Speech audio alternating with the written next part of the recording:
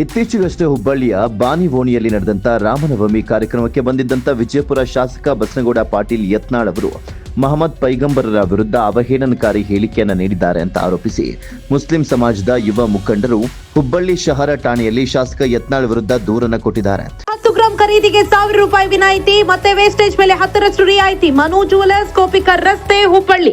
ಪೈಗಂಬರರ ವಿರುದ್ಧ ಆಧಾರ ರಹಿತ ಹೇಳಿಕೆಯನ್ನ ಯತ್ನಾಳ್ ನೀಡಿದ್ದಾರೆ. ಮುಸ್ಲಿಮರು ಹಿಂದೂಗಳಿಗೆ ತೊಂದರೆ ಕೊಟ್ಟರೆ ಅವರನ್ನ ನೇರವಾಗಿ ಜನ್ನತ್ತಿಗೆ ಕಳುಹಿಸುತ್ತೇವೆ.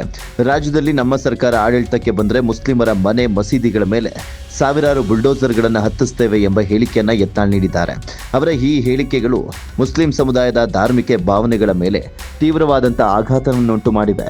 ಆದ್ರಿಂದ ಇದರ ಬಗ್ಗೆ ತನಿಖೆ ಮಾಡಿ ಸೂಕ್ತ ಕಾನೂನು ರೀತಿಯಲ್ಲಿ ಕ್ರಮವನ್ನ ಕೈಗೊಳ್ಳಬೇಕಾಗಿದೆ ಅಂತ ದೂರಿನಲ್ಲಿ ತಿಳಿಸಲಾಗಿದೆ. ಈಗಾಗಲೇ ಈ ಸಂಬಂಧ ವಿಜಯಪುರ ಗೋಲ್ ಗುಂಬಸ್ ಪೊಲೀಸ್ ಠಾಣೆಯಲ್ಲಿ ಎಫ್ಐಆರ್ ದಾಖಲಾಗಿದೆ. ಈ ಎಫ್ಐಆರ್ ಹುಬ್ಬಳ್ಳಿ ಶಹರ ಠಾಣೆಗೆ ವರ್ಗಾವಣೆಯಾಗಲಿದ್ದು ಆ ಪ್ರಕರಣದ ಜೊತೆಗೆ ಈ ದೂರನ್ನು ಸಹ ಸೇರ್ಪಡಿಸಿಕೊಳ್ಳಲಾಗುತ್ತೆ ಅಂತ ಪೊಲೀಸರು ಯುವ ಮುಸ್ಲಿಂ ಮುಖಂಡರಿಗೆ ಸ್ವೀಕೃತಿ ಪತ್ರದಲ್ಲಿ ತಿಳಿಸಿದ್ದಾರೆ.